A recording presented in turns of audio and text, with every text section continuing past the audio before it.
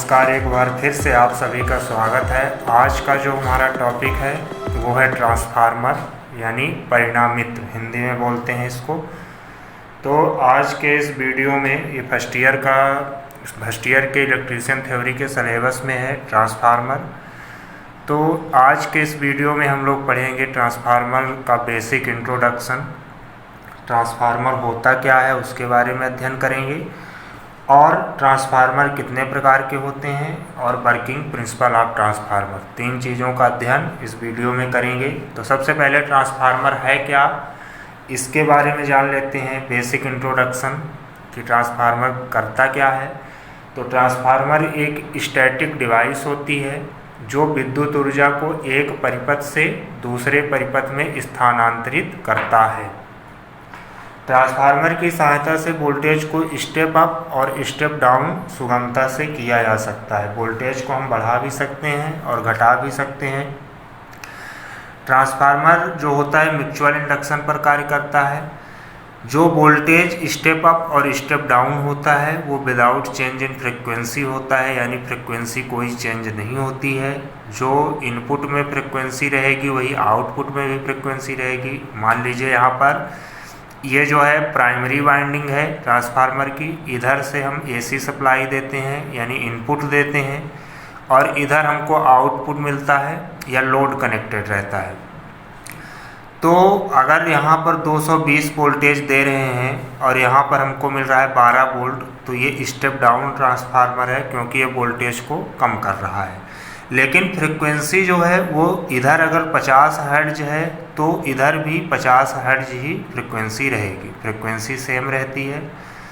तो ये basic introduction है। ट्रांसफार्मर कार्य क्या करता है इसके बारे में जान लिए। जो ट्रांसफार्मर है म्यूचुअल इंडक्टेंस पर कार्य करता है। तो सबसे पहले जान लेते हैं कि इंडक्टेंस है क्या, इंडक्शन होता क्या है। इंडक्शन बेसिकली 2 प्रकार के होते हैं। तो फैराडे का विद्युत चुंबकीय प्रेरण जो नियम है उसको पढ़ लेते हैं। तो सबसे पहले इंडक्टर आप लोग पढ़े ही होंगे, प्रेरकत्व। प्रेरकत्व होता क्या है। तो प्रेरकत्व एक इलेक्ट्रिकल डिवाइस है या वैद्युतिक युक्ति है जो अपने में से हो रहे विद्युत धारा के मान परिवर्तन का विरोध करता है। जो एसी सप्लाई होती है यानी अल्टरनेटिंग करंट होती है उसमें यह गुण पाया जाता है कि इसका मान हमेशा परिवर्तित होता रहता है और दिशा भी बदलती रहती है। यहाँ पर एसी का ये साइन वेव बना हुआ है। यहाँ पर करंट का मान निरंतर पहले बढ़ रहा है, फिर घटता भी है, फिर माइनस में भी हो जाता है। तो यही जो करंट के मान का परिवर्तन हो रहा है इसी का विरोध करता है इंडक्टर, प्रेरकत्व। ये कॉइल होती है, इसको इस तरह शो किया जाता है। ये इंडक्टर कॉइल की लपेट होती है। इसको प्रदर्शित करने के लिए L से शो करते हैं और इसकी जो इकाई है वो हेनरी होती है।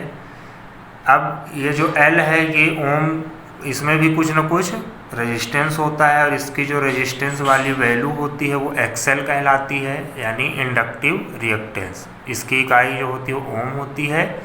XL = 2πfL होता है। F फ्रिक्वेंसी है, L जो है वो इंडक्टर है और पाई का मान 22/7 होता है। तो RLC सर्किट में जो AC प्रत्यावर्ती परिपथ है उसमें आप लोग RLC सर्किट में इंडक्टर के बारे में पढ़े ही होंगे। आगे इंडक्शन जो है, प्रेरण क्या होता है। तो प्रेरण का मतलब होता है जब किसी कुंडली में AC प्रवाहित की जाती है यानी अल्टरनेटिंग करंट प्रवाहित की जाती है तो उस कुंडली के चारों ओर एक चुंबकीय क्षेत्र स्थापित हो जाता है, और यह क्षेत्र स्थापित होने के कारण उसी कुंडली में अथवा दूसरी कुंडली में, अगर 2 कॉइल हैं तो दूसरे कॉइल में, अगर एक ही कॉइल है तो उसी कॉइल में फैराडे के नियमानुसार एक EMF पैदा होता है। यही प्रभाव इंडक्शन कहलाता है।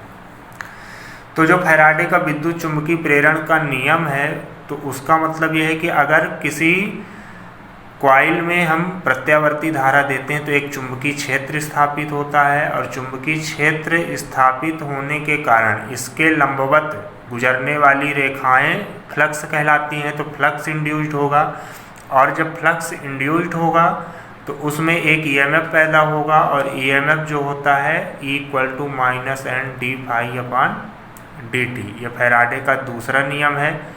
तो फ्लक्स परिवर्तन की दर के कारण ही ईएमएफ इंड्यूस्ड होता है। अब यहाँ पर स्वप्रेरण और म्यूचुअल इंडक्शन यानी स्वप्रेरण और अन्योन प्रेरण क्या है इसको पढ़ लेते हैं। तो सेल्फ इंडक्शन में केवल एक ही कॉइल होती है। इसमें जब प्रत्यावर्ती करंट या एसी देते हैं, सप्लाई देते हैं, तो इस कॉइल में एक चुंबकीय क्षेत्र उत्पन्न होता है और इस चुंबकीय क्षेत्र के कारण एक ईएमएफ जनरेट होता है जो बैक ईएमएफ कहलाता है, विरोधी ईएमएफ, जो कि इस जो एसी सप्लाई में जो ईएमएफ दी जाती है उसके अपोजिट डायरेक्शन में होता है, इसलिए इसको बैक ईएमएफ कहते हैं। और जो ये बैक ईएमएफ है equal to minus L D I by D T होता है। तो ये स्वप्रेरण है। और अन्योन प्रेरण में दो कॉइल होती हैं। पहली वाली कॉइल में एसी सप्लाई देंगे और इस कॉइल के कारण एक चुंबकीय क्षेत्र उत्पन्न होगा और दूसरी कॉइल की जो बल रेखाएं हैं वो इसको प्रतिच्छेद करेंगी, तो एक फ्लक्स जनरेट होगा और फ्लक्स जनरेट होने के कारण इसमें ईएमएफ इंड्यूस्ड होगा दूसरी कॉइल में। तो ये कहलाता है आपका अन्योन प्रेरकत्व। तो ट्रांसफार्मर जो है वो अन्योन प्रेरकत्व पर ही कार्य करता है। जो आपका सेल्फ इंडक्शन है उसमें कॉइल में ही बैक ईएमएफ उत्पन्न होता है और बैक ईएमएफ जो होता है equal to minus L D I upon D T होता है। D I upon D T जो है वो विद्युत धारा मान में परिवर्तन की दर है। जो विद्युत धारा का मान है वो परिवर्तित होता रहता है एसी में ऐसे। तो विद्युत समय के साथ जो धारा का मान में परिवर्तन की दर है वो D I by D T है। एल जो है वो सेल्फ इंडक्टेंस है हेनरी में और ई जो है वो बैक ईएमएफ है। अगर म्यूचुअल इंडक्शन निकालना है तो म्यूचुअल इंडक्शन दो कॉइल में होगी, दो कॉइलों का अलग अलग सेल्फ इंडक्शन है। L1 जो है वो self induction of first coil, L2 self induction of second coil और जो M है वो म्यूचुअल इंडक्शन है। तो म्यूचुअल इंडक्शन और सेल्फ इंडक्शन के बारे में अध्ययन कर लिए। अब आगे हम लोग देखते हैं ट्रांसफार्मर जो है वो म्यूचुअल इंडक्शन पर कार्य करता है, वोल्टेज को घटा सकता है और बढ़ा सकता है विदाउट चेंज इन फ्रिक्वेंसी। तो ट्रांसफार्मर के अब प्रकार देख लेते हैं। ट्रांसफार्मर कई प्रकार के होते हैं, अलग अलग आधार के अकॉर्डिंग ट्रांसफार्मर कई प्रकार के होते हैं। पहला तो आपका आउटपुट जो वोल्टेज है, जैसे यहाँ पर जो हमको आउटपुट मिलता है, तो वोल्टेज के आधार पर ट्रांसफार्मर दो प्रकार के हो जाएंगे, एक तो स्टेप अप ट्रांसफार्मर और एक स्टेप डाउन ट्रांसफार्मर।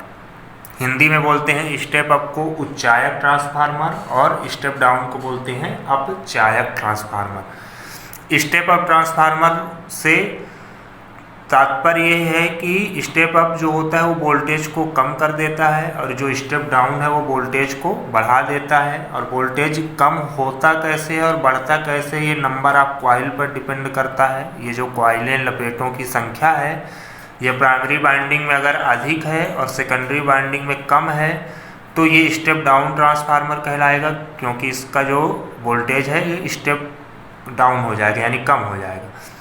अगर इधर मान लेते हैं कि ये आपका एसी सप्लाई इधर दी जाती है यानी इनपुट इधर दिया जाता है और इधर आउटपुट मिलता है, तो जो प्राइमरी वाइंडिंग ये है इसमें लपेटों की संख्या कम है और सेकेंडरी वाइंडिंग में अधिक है, तो ये स्टेप अप कहलाया जाएगा क्योंकि ये वोल्टेज को बढ़ा देगा।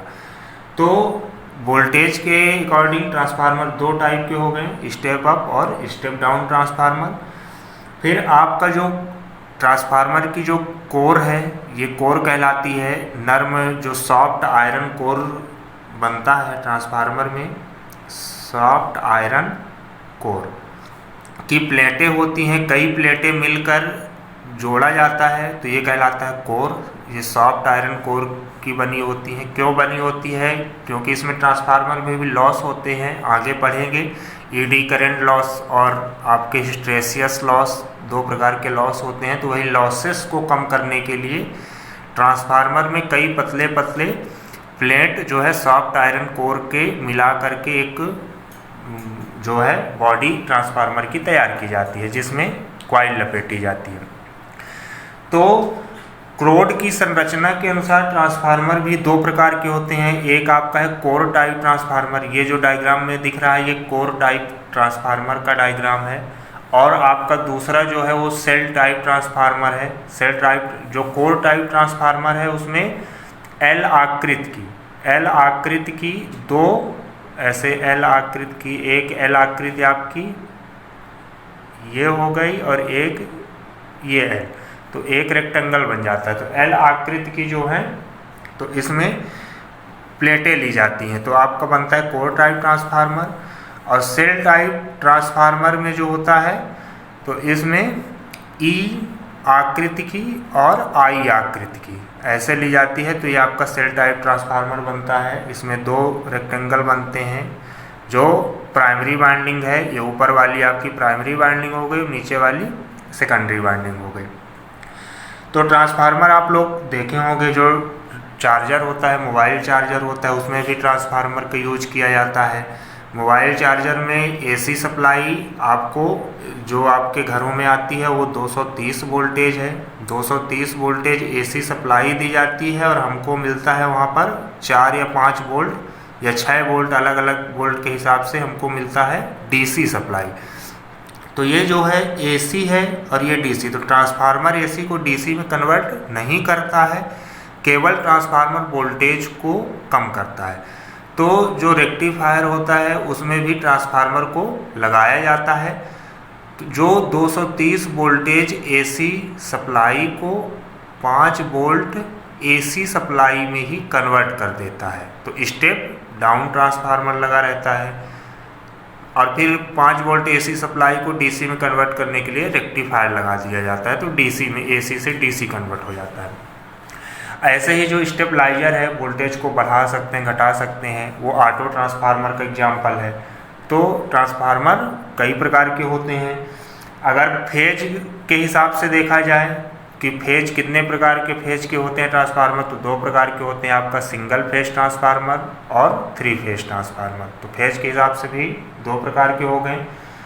और अगर और भी कई टाइप के होते हैं जो हमारे यहाँ जो मतलब घरों के पास में जो जहाँ से हम सप्लाई आती है घर के लिए, वहाँ जो ट्रांसफार्मर लगे रहते हैं डिस्ट्रीब्यूशन ट्रांसफार्मर कहलाते हैं, जो कि 11 के भी जो ट्रांसमिशन होता है उसको आप 400 वोल्ट जो होता है 400 वोल्ट उसको बदल देता है 230 वोल्ट में। 400/230 में बदलता है, जो 11,000 के भी 11,000 वोल्टेज की जो बड़ी लाइन होती है ट्रांसमिशन लाइन उसको कम कर देता है, यानी स्टेप डाउन ट्रांसफार्मर लगा रहता है, जिसको हम बोलते हैं डिस्ट्रीब्यूशन ट्रांसफार्मर। पावर ट्रांसफार्मर भी उपयोग में लाया जाता है। पावर ट्रांसफार्मर जो होता है वो बड़े बड़े उद्योगों में लगा रहता है। पावर ट्रांसफार्मर जो ट्रांसफार्मर का जो यूज है वो हुआ कैसे, तो जो जनरेटिंग स्टेशन है वहाँ से हमको सप्लाई जो है जो वोल्टेज मिला वो 11 kV मिला। अब इसको अगर ट्रांसमिशन करना है, आगे ले जाना है, तो हाई वोल्टेज चाहिए, क्योंकि हाई वोल्टेज में लॉसेस कम होते हैं। तो इसको हाई वोल्टेज बनाने के लिए ही मान लो 33 kV या 66 kV, तो ये बनाने के लिए हमको ट्रांसफार्मर का यूज करना पड़ता है, वोल्टेज को बढ़ाना पड़ता है। फिर वोल्टेज को कम भी करना है तो वहाँ पर भी ट्रांसफार्मर का यूज होगा। तो कई टाइप के ट्रांसफार्मर होते हैं। आपके कुछ इंस्ट्रूमेंट ट्रांसफार्मर भी होते हैं, जिसमें करंट ट्रांसफार्मर यानी सीटी और पीटी वोल्टेज ट्रांसफार्मर, सीटी और पोटेंशियल ट्रांसफार्मर, करंट ट्रांसफार्मर और पोटेंशियल ट्रांसफार्मर, इसके बारे में भी आगे अध्ययन करेंगे। तो ये भी 2 टाइप के होते हैं। तो ये बेसिक था ट्रांसफार्मर के टाइप, ट्रांसफार्मर होते कितने प्रकार के हैं। अब आगे देखते हैं वर्किंग प्रिंसिपल ऑफ ट्रांसफार्मर। तो कार्य सिद्धांत, ट्रांसफार्मर का कार्य सिद्धांत देखते हैं कि ट्रांसफार्मर कैसे वर्क करता है। तो ये बेसिक डायग्राम है ट्रांसफार्मर का। इधर प्राइमरी वाइंडिंग है और इधर सेकेंडरी वाइंडिंग है, और ये सॉफ्ट आयरन कोर है, सॉफ्ट आयरन कोर है। तो सबसे पहले जो ट्रांसफार्मर है, ट्रांसफार्मर केवल एसी पर ही कार्य करता है, डीसी पर नहीं करता है। एसी पर कार्य करता है और डीसी पर ट्रांसफार्मर कार्य नहीं करता है। क्यों नहीं करता है? क्योंकि ट्रांसफार्मर में अगर ये जो प्राइमरी वाइंडिंग है इसमें डीसी सप्लाई दे दी जाए तो वाइंडिंग जल जाएगी। इसका कारण क्यों जल जाएगी? क्योंकि जो एसी सप्लाई है उसमें इंडक्टेंस और इंडक्टिव रिएक्टेंस होता है, लेकिन डीसी सप्लाई है उसमें इंडक्टेंस और इंडक्टिव रिएक्टेंस नहीं होगा।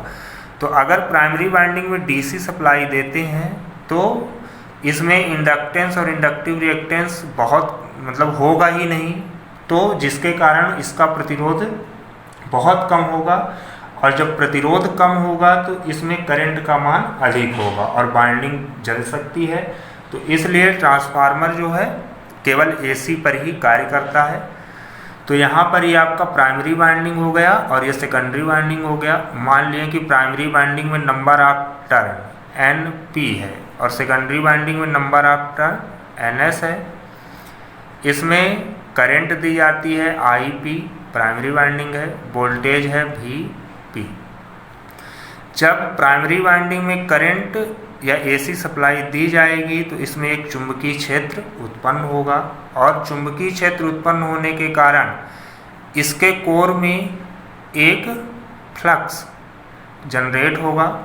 ये फ्लक्स जनरेट हुआ चुंबकीय फ्लक्स फाई, तो कोर में एक फ्लक्स जनरेट होगा और अकॉर्डिंग टू फैराडेज के नियम के अनुसार, और जो ये फ्लक्स है ये करंट के मान पर निर्भर करेगा। यहाँ से जो प्राइमरी वाइंडिंग में जो करंट दी जाती है उसके मान पर ये फ्लक्स निर्भर करेगा।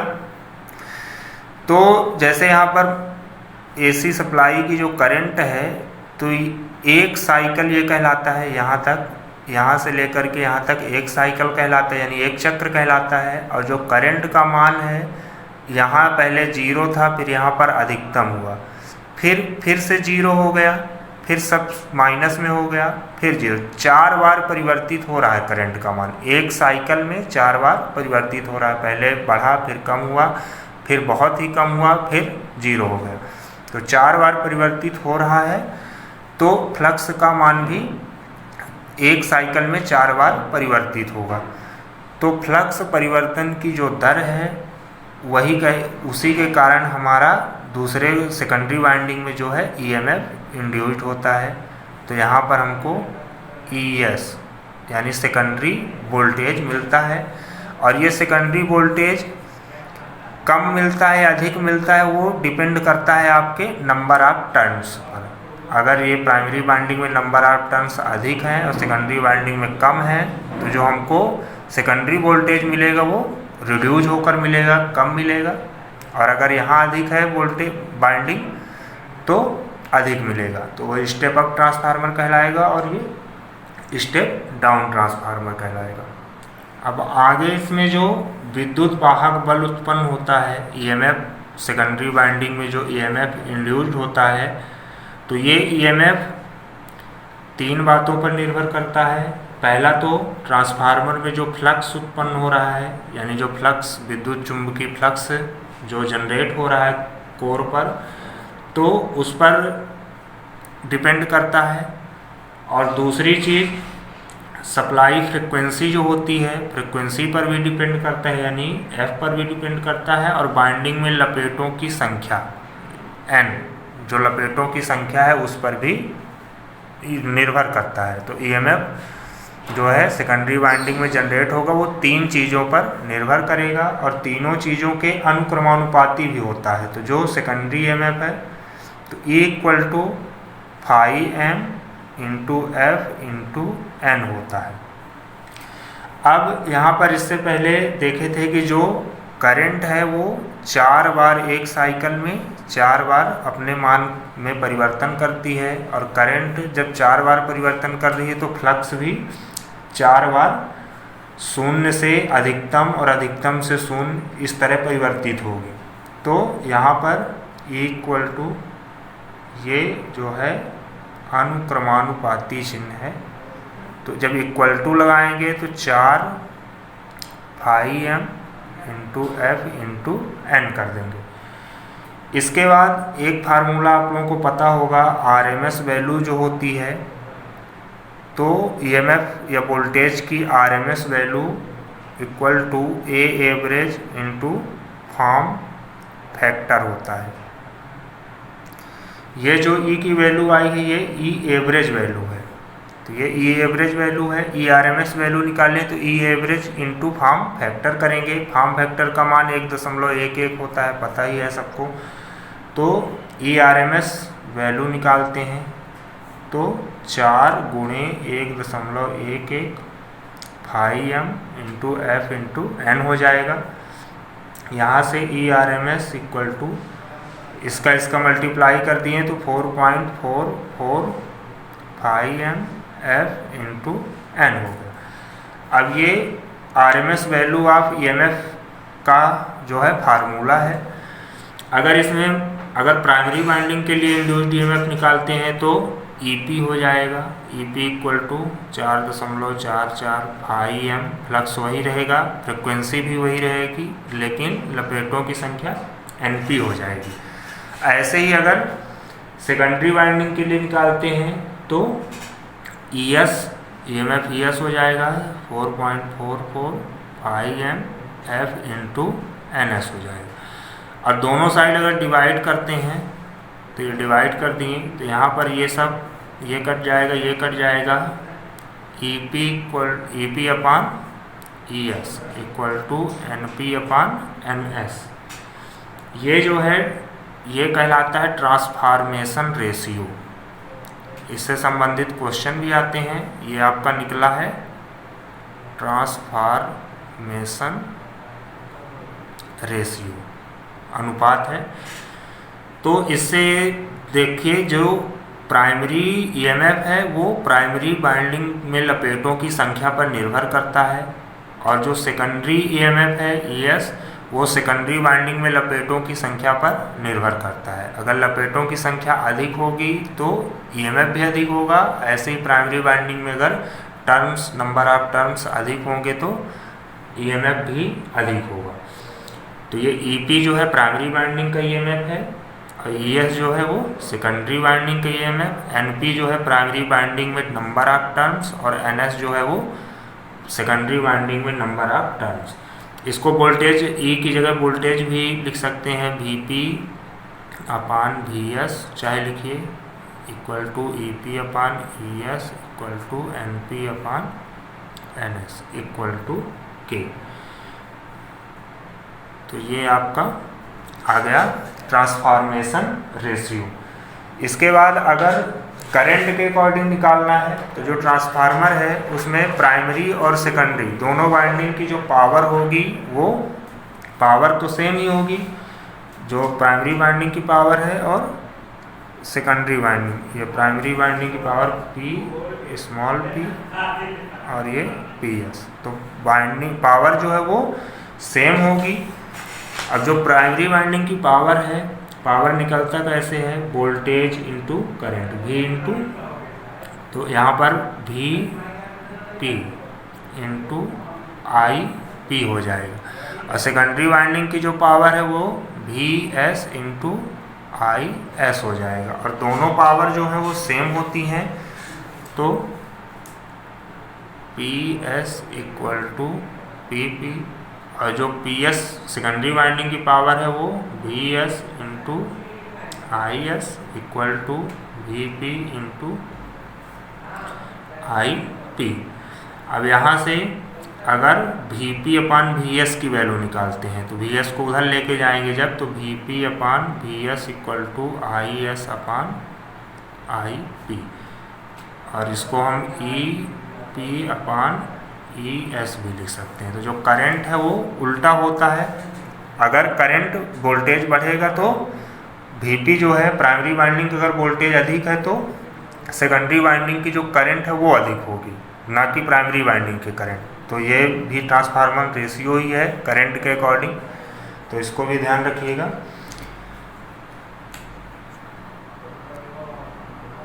अब इससे संबंधित कुछ क्वेश्चन भी आते हैं जो अभी ट्रांसफॉर्मेशन रेशियो पढ़ें, जो एक डेरिवेशन किए उससे संबंधित न्यूमेरिकल टाइप के क्वेश्चन भी आते हैं। जो ट्रांसफार्मर है उससे हमें कई प्रकार के एडवांटेज हैं। सबसे पहले तो ट्रांसफार्मर में कोई भी मूवेबल पार्ट उपस्थित नहीं होता है, ये एक स्टैटिक डिवाइस है, तो इसमें कोई भी घूमने वाला पार्ट, रोटेटिंग पार्ट नहीं होता है, इसलिए इसकी विशेष देखभाल की आवश्यकता नहीं होती है। और जो ट्रांसफार्मर है इसकी जो दक्षता है यानी इफिशियंसी है वो 90 से 98% तक होती है। जो अन्य मशीनें होती हैं उनकी दक्षता काफ़ी कम होती है, लेकिन ट्रांसफार्मर की जो इफिशियंसी है वो बहुत अधिक होती है। तो ट्रांसफार्मर का कार्य सिद्धांत, वर्किंग प्रिंसिपल पढ़ चुके हैं। अब आगे जो है कुछ क्वेश्चन ट्रांसफार्मर रेशियो से करते हैं। जैसे यहाँ पर एक step down transformer 11,000/220 volt, transformer की सेकेंडरी में 25 टर्न है, तो प्राइमरी वाइंडिंग में नंबर ऑफ टर्न्स ज्ञात करें। सिंपल सा क्वेश्चन है। स्टेप डाउन ट्रांसफार्मर है यानी ये प्राइमरी वाइंडिंग और ये प्राइमरी वोल्टेज और ये सेकेंडरी वोल्टेज है, यानी आपका जो ईपी है ये 11,000 वोल्ट है और जो ईएस है वो 220 वोल्ट है। सेकेंडरी वाइंडिंग में नंबर ऑफ टर्न्स यानी एनएस दिया है 25, तो हमको एनपी निकालना है। जो ट्रांसफार्मेशन रेशियो है EP upon ES equal to NP upon NS होता है, तो हमको एनपी की वैल्यू निकालनी है, तो एनएस को इधर लाएंगे तो ये मल्टीप्लाई हो जाएगा, यानी NP equal to NS into EP upon ES. इसमें वैल्यू पुट कर देंगे। एनएस की वैल्यू 25 इंटू ईपी 11,000/220 और इसको कैंसिल कर देंगे। 1 0 से 1 0 कैंसिल हो गया, 11 दूनी 22, ये हुआ 100 और इसको काट दिए 50 और 25 पंचे 125 यानी 1250 टर्न। तो जो प्राइमरी वाइंडिंग है उसमें टर्न की संख्या 1250। सिंपल क्वेश्चन है, आसानी से सॉल्व कर सकते हैं, फार्मूला अगर पता है। एक और देखते हैं question. 1400 volt step down transformer 1000 को 400 वोल्टेज में कन्वर्ट कर रहा है, मतलब ये स्टेप डाउन ट्रांसफार्मर है। इसके सेकेंडरी वाइंडिंग में 40 टर्न है, तो प्राइमरी वाइंडिंग में टर्न की संख्या ज्ञात कीजिए। इसमें भी प्राइमरी वाइंडिंग में टर्न की संख्या यानी एनपी निकालनी है, तो NS into EP upon ES. NS का जो मान है यानी सेकेंडरी वाइंडिंग में टर्न की संख्या जो है वो 40 है, इंटू ईपी 1000/400। इसको भी कैंसिल कर दीजिए, 1 0 से 1 0, ये 0, 4 एकम 4, तो ये हो गया आपका 100 टर्न्स प्राइमरी वाइंडिंग में है।